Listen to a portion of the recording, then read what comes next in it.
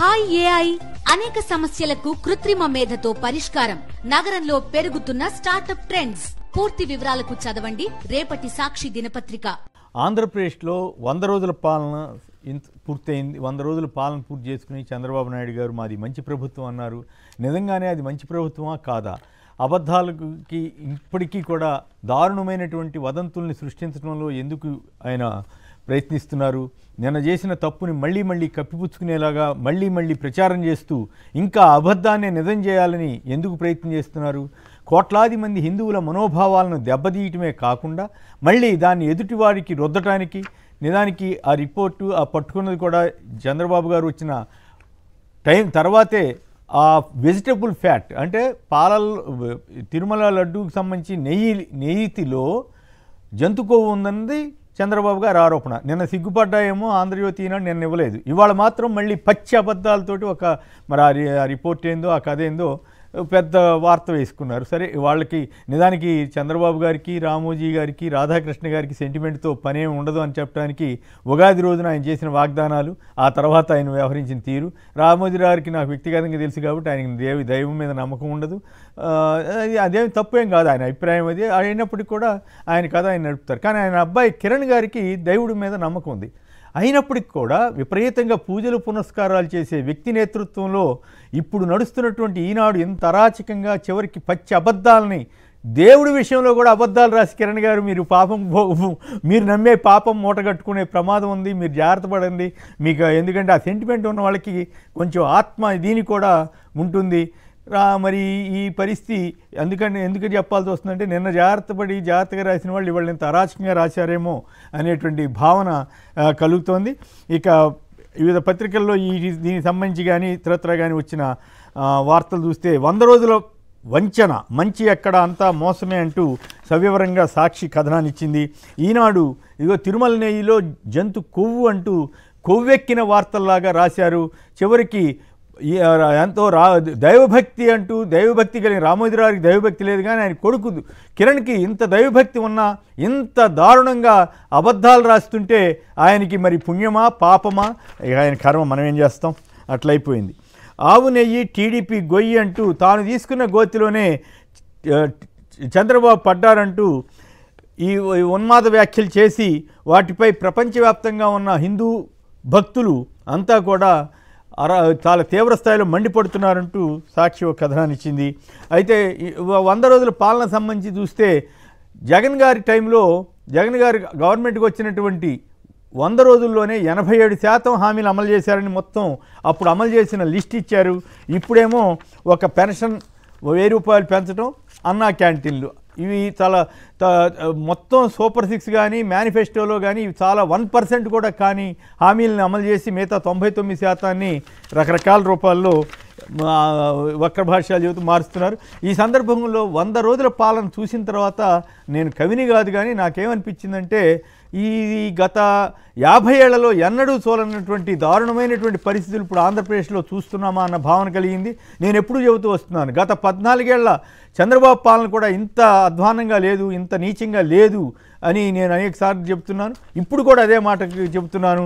ఇంత గతంలో కూడా అన్యాయాలు అక్రమాలు చేసి ఉండవచ్చు, కానీ మరింత నీచంగా మారిపోవడం ఈ వయసులో ఆయన ఈ రకంగా మారడం మీద నాకేమనిపించిందంటే ఈ 100 రోజుల పాలన విధ్వంసం, విద్వేషం, వికృతం, వాగ్దాన భంగం, వక్రభాష్యాలు, పుత్రప్రేమ, ధృతరాష్ట్ర పాలన, ఆత్మస్థుతి, పరనింద, పరస్పర డబ్బా, వరదల సృష్టి, వదంతుల సృష్టి, వెంకన్నను వదలరు, పగ, ప్రతీకారం, కక్షలు, కార్పణ్యాలు, దౌర్జన్యాలు, దాడులు, దమనకాండలు, రాక్షసత్వం, రెడ్ బుక్ రాజ్యాంగం, కుట్రలు, కుళ్ళు, కుతంత్రాలు, అబద్ధాలు, అన్యాయాలు, అక్రమాలు, అవినీతి, అత్యాచారాలు, అరాచకాలు, హింసాకాండ, కిరాతకాలు.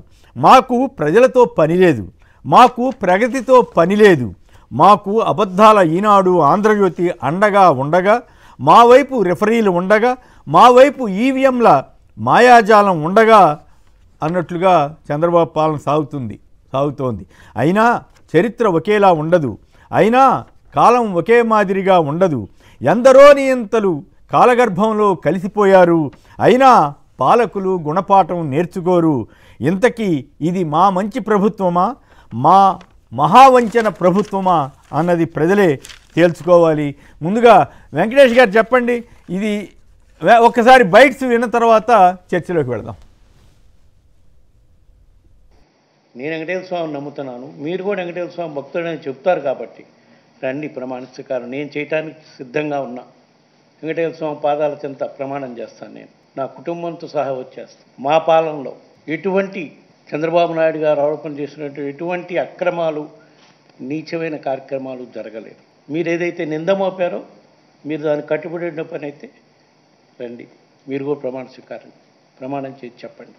లేదా మీరు భక్తుల మనోభావాలు దెబ్బతినే విధంగా చేసిన దానికి మేము చట్టపరంగా, న్యాయపరంగా ఏం చర్యలు తీసుకోవాలో ఆ కార్యక్రమం చేస్తాం.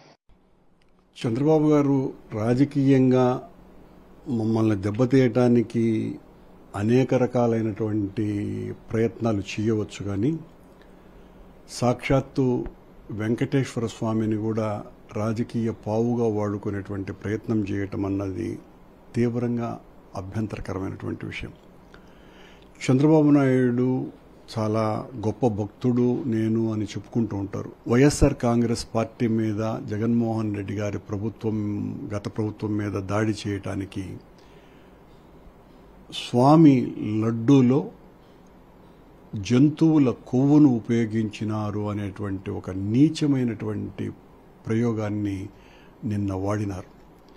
మనకి ల్యాబ్ ఉంది కానీ గీని బేసిక్ టెస్టింగ్స్ చేయడానికి ఉపయోగపడుతుంది, కానీ అడల్ట్రేషన్ టెస్టింగ్ చేయడానికి సరైన ఎక్విప్మెంట్ లేదు. ఒక ఇంపార్టెంట్ ఆస్పెక్ట్ ఏంటంటే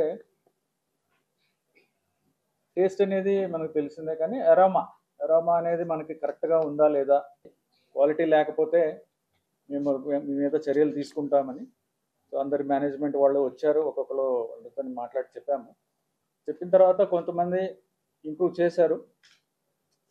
ఆ శాంపుల్లో అడల్ట్రేషన్ ఉందని తెలియదు. ఏం అడల్ట్రేషన్ ఉందంటే వెజిటబుల్ ఫ్యాట్స్ అంటే మనకి వనస్పతి అంటాం కదా, vegetable ghee or vanaspati or whatever, అది కలిసిందని తెలిసింది.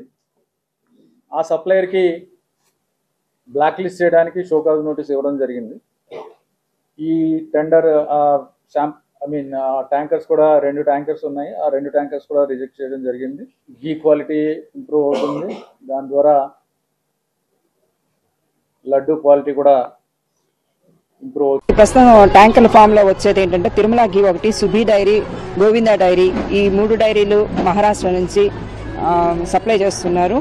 అంతేగాని కౌగిలో తేడా వచ్చే అవకాశము ఆస్కారం కూడా లేదు. 3 రకాల టెస్టులు చేసి 3 రకాల్లో కూడా దాని మాయిశ్చర్ కంటెంట్ కానివ్వండి, ఫారిన్ వెజిటబుల్ ఆయిల్ కానివ్వండి, ఫారిన్ యానిమల్ ఆయిల్ ఏది కలిసినా కానీ 3 టెస్టులో బయటపడిపోతుంది. వీటిని ఖచ్చితంగా మనం చేసిన తర్వాత మాత్రమే ట్యాంకర్లు అన్లోడ్ చేసుకుని మనం ప్రొక్యూర్మెంట్ వాడుకుంటున్నాము. కూటమికి హామీ ఇస్తున్నాం, మీ ఉద్యోగాలు తీసే వాలంటీర్ వ్యవస్థ కొనసాగిస్తామని మరొక్కసారి మీ అందరికీ హామీ ఇస్తున్నా. ఉగాది రోజున, పండుగ రోజున తీపి కబురు మీకు అందరికీ. పెన్షన్ ని జూలై 1వ తారీఖున సచివాలయం స్టాఫ్తో ఇంటింటికి, ప్రతి ఇంటికి తీసుకువెళ్ళి ఉదయం 6 గంటల నుంచి సాయంత్రం లోపల ఇవన్నీ కూడా పెన్షన్ అన్నింటినీ కూడా పెన్షన్దారులు చేతిలో పెడతామని చెప్పి డిస్ట్రిబ్యూట్ చేస్తామని చెప్పేసి కూడా సవినీయంగా మన ప్రభుత్వం వస్తానే, ప్రజా ప్రభుత్వం వచ్చిన వెంటనే తెలుగుదేశం, జనసేన ప్రతి ఒక్కరు ఎవరైతే ఉన్నారో బీసీలకి 50 సంవత్సరాలకే పింఛనిచ్చే విధానానికి శ్రీకారం చుడుతున్నాం. రైట్. చంద్రబాబు గారికి సెంటిమెంట్తో పెద్దగా పని ఉండదని చెప్పడానికి ఎంతకంటే నిదర్శనం అవసరమా? ఉగాది రోజున ఆయన దైవ కార్యం చేసి వాటన్నిటి సాక్షిగా ఆయన ప్రమాణం చేస్తున్నట్లుగా ఆయన వాలంటీర్లు కానీ ఇతరత్ర అనేక హామీలు ఇచ్చారు. ఒకటి మాత్రమే ఇప్పుడు మనం ప్రస్తావించడం జరిగింది.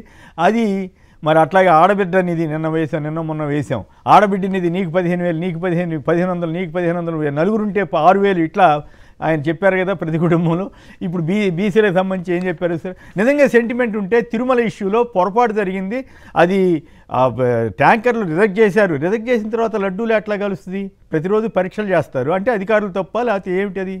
అధికారులు వాళ్ళు చెప్తున్నారు అది జంతు కొవ్వు ఇట్లాంటివి రానివ్వు, మేము 3 సార్లు పరీక్ష చేస్తాం, వాళ్ళు ఎవరు అట్లా కాదు, వెజిటబుల్ ఫ్యాట్. ఓకే, అది కూడా తప్పే అనుకుందాం. వాళ్ళు రిజెక్ట్ చేసినటువంటి ట్యాంకర్లని మరి లడ్డూల్లో కలిపారని చెప్పడం, ఒక ముఖ్యమంత్రి స్థాయిలో ఉన్న వ్యక్తి చెప్పటం, ఇదే నా 100 రోజుల పాలన మంచి, ఇదే నా ధర్మం, ఇదే నా సెంటిమెంటు. నేను ఇందాక చెప్పాను రామోజీరావు గారికి సెంటిమెంట్ లేదు అని నాకు స్వయంగా తెలుసు. రాధాకృష్ణ గారి గురించి చెప్పక్కర్లేదు, ఆయన సెంటిమెంట్తో పని లేదు, ఆయన కథ వేరు. ఈ ఒక్క కిరణ్ గారికి ఉందని మాత్రం నేను చెప్తున్నాను. సెంటిమెంట్ ఉంది, దేవభక్తి ఉంది, చాలా విపరీతంగా పూజలు పునస్కారాలు చేస్తారు. అలాంటి వ్యక్తి ఆయన పత్రికలో బహుశా ఆయన తెలియకుండా ఆయన్ని పక్కన పెట్టేసి ఆయన్ని మాయలో మబ్బులో పెట్టేసి మరి నడిపేవాళ్ళు ఏమైనా ఇంత దుర్మార్గంగా చేస్తున్నారా? మరి ఆయన ఇప్పుడు అది ఆయన చేతగానితనం అవుతుంది, ఆయన అమాయకత్వం అవుతుంది, ఆయన నిర్లక్ష్యం అవుతుంది, ఆయనకే పాపం తగులుతుంది. ఆయన నిజంగా నమ్మితే ఆయనకే పాపం. ఇటువంటి చెత్తా చెదారం అంతా అబద్ధాలు ప్రచారం చేస్తే, అయ్యా కిరణ్ గారు మీరంటే నాకు వ్యతిరేకత లేదు, వ్యక్తిగతంగా ద్వేషం లేదు, మీరు బాగుండాలనే కోరుకునే వ్యక్తిని నేను. కానీ ఈ రకమైనటువంటి పచ్చి అబద్ధాలని మీరు రాసి చివరికి దేవుణ్ణి మీరు నమ్మే మీ నాన్నగారంటే నమ్మరు, మీరు నమ్మే దేవుణ్ణి కూడా ఇంత రకంగా అవమానపాలు చేసి హిందువుల మనోభావాలను దెబ్బతీసేలాగా నిన్న ఎందుకు రాయలేదు, ఇవాళ ఎందుకు రాశారు? ఇంత చెత్తా చెదారం రాయటం ద్వారా మీకే అప్రదిష్ట. సరే మీ ఇష్టం, అది ఎలా జరుగుతుందో అలా జరుగుతుంది.